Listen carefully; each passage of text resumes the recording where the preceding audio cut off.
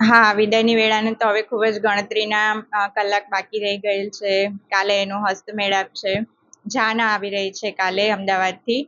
તો હું દીકરીને એક સારા ભવિષ્ય માટે હું એને આશીર્વાદ આપું છું કે એ નવા કુટુંબમાં જઈ રહી છે જ્યારે નારી સંરક્ષણ ગૃહમાંથી નવા, તો એનું જીવન ખુશમય આનંદમય બની રહે એ માટે હું એને આશીર્વાદ આપવા માંગુ છું.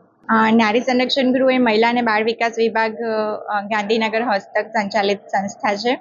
અને જે રીતે સંસ્થામાંથી અનાથ બહેનોના જ્યારે લગ્ન કરવામાં આવે છે તો દરેક દીકરીને લગ્ન સહાય તરીકે ₹1.5 લાખની સહાય મળે છે.